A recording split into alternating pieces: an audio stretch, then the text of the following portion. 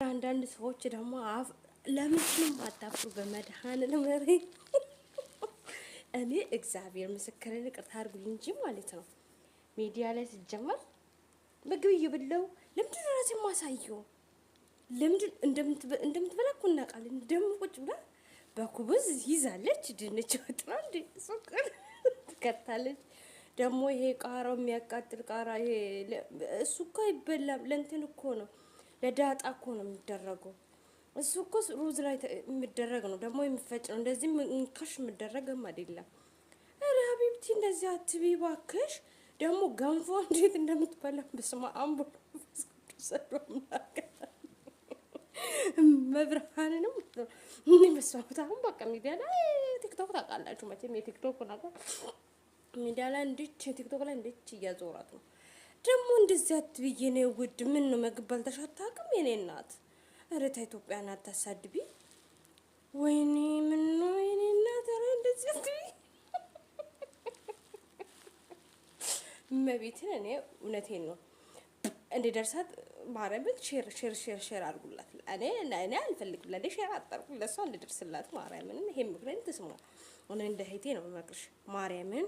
ደግሞ ማለት ነው ቀስ እያልሽ ሚዲያ ላይ እያሳየው እንዲጓጉ። ገንፎ ምን ያጓጓናል? ገንፎ እኮ ዱቄት አለ እኮ አቤብቴ። እኛ ገንፈት እኮ መብላት እኮ አቅተንም ማርያምን ነው የምልሽ እንዴ። ገንፎ መክፈት እኮ ቀላል አይደለ፣ ቀላል እኮ ነው። ደግሞ ልንገርሽ ውስጥ ለውስጡን አትቢ እንደዚህ ማርያምን አትቢ። ደግሞ አንተ ብላለች ኢየሱስ ክርስቶስ በመቤት ኧረ አታሰድብኝ። ሴት ምን አይነት አበላልነት እቺ ሴት አበላልነው እንዳታስብኝ በእናትሽ አትቢ እንደዚህ ቢ። ማንም አይከለክልሽም። መብርሃንን ግጥም አድርገሽ ቢ። ግን እዚህ ሚዲያ ላይ መተሽ አትቢ። ሆነ ልጅ አይተሽ ከሆነ ቲክቶክ ላይ እንደ ጉድ ነበረች የምትበላ።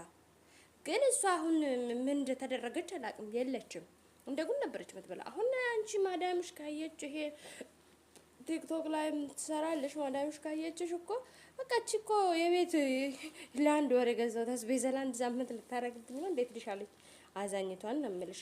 በቃሽ አትቢ እንዴ። ለዚህም ደግሞ አላፈርሽም እኮ መዳት በመዳት እኮ ሆነሽ ያለሽው እንዴ።